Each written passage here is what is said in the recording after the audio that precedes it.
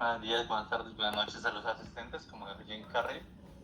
El día de hoy vamos a exponer lo que son los jinetes del apocalipsis en Colombia. Acá estamos presentes 4 de los 7 compañeros, porque 3 compañeras por motivos de ellas pues no asistieron. Decidimos hacer la grabación durante los horarios de clase porque pues no se pronunciaron ni dijeron nada. Así que asumimos que después ellas subirán la parte de ellas. Iniciando con esto, pues nuestra compañera que está acá es Luis Hernández, está David Herrera, está Felipe Díaz y mi persona, Víctor Becerra. Iniciaremos Laura con la Rodríguez. Laura Rodríguez. Es el precio. Los jinetes del apocalipsis. Desde 1990, el neoliberalismo ha dominado la vida económica y política de Colombia, acompañado por 5 fuerzas catastróficas que fueron denominadas como los jinetes del apocalipsis, marcando la historia del país. Esta época se ha denominado así por los distintos factores que han tenido en cuenta: el factor económico, el orden social, el mismo factor social, no solo en tanto orden, sino la influencia de los beneficios sociales, la influencia de los grupos armados, la influencia de países extranjeros, incluso las mismas negociaciones acá internas. En adelante, pues nuestros compañeros explicar estos puntos. Seguido sigue Felipe Díaz. Buenas tardes. En esta diapositiva podemos ver las 5 fuerzas las cuales transformaron a Colombia. La primera, que es el narcotráfico, que generó mucho dinero y llegó a influir en la política y en diferentes sectores en la sociedad. Como segundo, también tenemos el paramilitarismo, que surgió como respuesta contra las guerrillas, pero que también terminó relacionados con muchos hechos de violencia y en el narcotráfico. Por otro lado encontramos la insurgencia, principalmente con grupos como la FARC y el ELN, que utilizaron esta lucha armada para buscar cambios políticos. También está el clientelismo, que básicamente consiste en intercambiar favores o beneficios por apoyo político, que se ve mucho. Y finalmente tenemos la corrupción, que afectó a las instituciones y a la administración pública. Como conclusión de estas 5, yo considero que estas 5 se relacionan entre sí y constituyen al que el conflicto de Colombia fuera tan complejo. Como siguiente sigue mi compañero Jesús Herrera. Esta es una de las partes que le tocaron a una de nuestras compañeras. Habla sobre la línea jurisprudencial de 1991. En 1991 hablaba sobre la creación de lo que es la Constitución. Habla el post-1991, que habla que es una Constitución muy joven, eficiente en cuanto a un aspecto de orden social, un aspecto de orden ambiental. Ha tenido 31 reformas en un promedio de 26 años. Ha tenido avances como acción de tutela, que son para proteger los derechos individuales. Ha tenido controversias como la abolición de la extradición bajo la presión del narcotráfico, lo que sucedió a raíz de Pablo Escobar. Ha tenido los aspectos de la economía, que ha abierto la economía y la descentralización y convirtiendo a Colombia en exportadora e importadora de alimentos. Esto sucedió con el Tratado de Libre Comercio ya más o menos en 2006, más o menos, que Colombia pues accedió al Tratado de Libre Comercio y no pudo competir los precios internos con los externos. Los recursos, transformación de recursos minerales y con control extranjero ilegal. Esto habla más que todo sobre las minerías ilegales. Seguido de esto va a exponer nuestro compañero Jesús. Buenas tardes.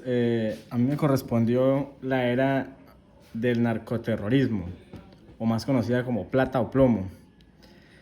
Fue un periodo muy difícil de la historia de Colombia en la que los carteles del narcotráfico utilizaron la violencia, el miedo y la corrupción para conseguir el poder e influir en las decisiones del Estado. La frase plata o plomo significaba que la persona debía escoger entre aceptar el soborno o ser asesinada. Esto refleja la forma en que actuaban los narcotraficantes durante esa época. Durante los años 80 y comienzos de los 90, Colombia vivió una fuerte ola de violencia. Los carteles, especialmente el de Medellín, cometieron asesinatos a jueces, a policías, periodistas, candidatos presidenciales e incluso a ciudadanos inocentes. También realizaron atentados con carros bombas y explosivos para intimidar al Estado y evitar la extradición de los narcotraficantes a los Estados Unidos. En 1993 murió Pablo Emilio Escobar, líder del cartel de Medellín. Su muerte fue un golpe muy importante para el narcotráfico, porque terminó con el poder de...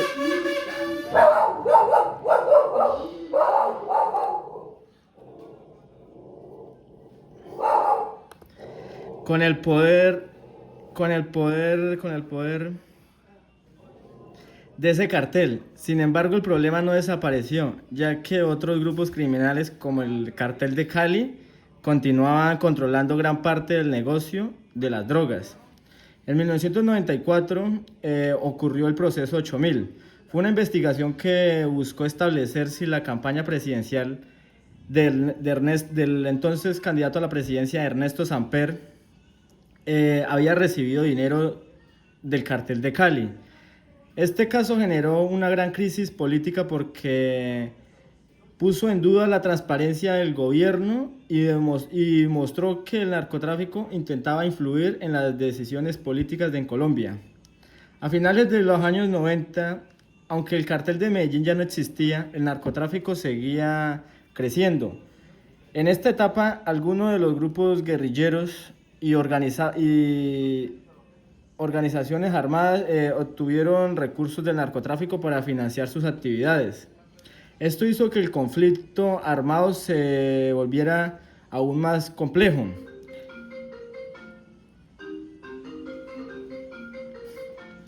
En 1998 comenzó el diseño del Plan Colombia, una estrategia conjunta entre Colombia y Estados Unidos. Su objetivo era combatir el narcotráfico, fortalecer las instituciones del Estado y mejorar la seguridad. En el 1999 empezó la implementación del Plan Colombia. Gracias a este plan aumentó la cooperación internacional, se fortalecieron las fuerzas militares y la policía, se realizaron operaciones contra cultivos ilícitos y grupos armados. Aunque ayudó a habilitar algunas organizaciones criminales, también recibió críticas por sus efectos sociales y ambientales. Para concluir, la era del narcoterrorismo dejó miles de víctimas y marcó profundamente la historia de Colombia. También mostró la importancia de proteger las instituciones y combatir la corrupción y fortalecer la justicia para evitar que el crimen organizado influya en las decisiones del Estado. Aunque el país ha logrado avances, la lucha contra el narcotráfico sigue siendo un reto para el Estado de Colombia. Gracias. Seguido esto le toca a nuestras compañeras, lo que es el Origato, Seguridad Democrática, habla sobre lo que es a grandes y pequeños rasgos lo que ya se mencionó, política de guerra, recuperación de carreteras, reducción de secuestros, lo que se denominó la pesca milagrosa, habla sobre la controversia de abusos de detenciones arbitrarias, negando el conflicto armado con el narcoterrorismo, donde se vieron involucrados las guerrillas, los paramilitares, lo que fueron los paracos, el uso de las fuerzas públicas, también se vio lo que fueron las falsas desmovilizaciones por mediante parapolítica y chuzadas, que fue donde el órgano que antes existía como el DAS se terminó pues liquidando esta entidad debido a las chuzadas. Y tenemos la reelección de Uribe en 2006 y el surgimiento de una nueva oposición de izquierda electoralmente unida, es decir, la izquierda finalmente se consolidó. Seguido esto, le toca a nuestra compañera Laura. Sí. Bueno, buenas tardes, profe.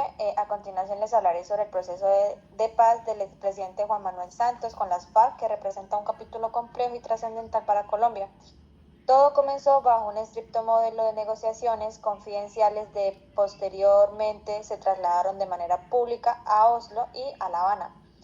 Tras años de intensos debates, se alcanzó un acuerdo final, pero la historia dio un giro inesperado cuando el plebiscito ciudadano le dio la victoria al no.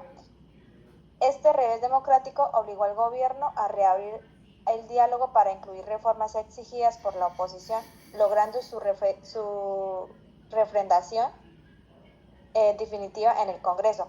Aunque el hito internacional le otorgó a Santos el Premio Nobel de la Paz, a nivel interno había una profunda grieta política y una resistencia que continuó enredando su implementación. Recordemos también que la reconciliación nacional es un camino muy largo y que va mucho más allá de una sola firma de un documento. Y ya.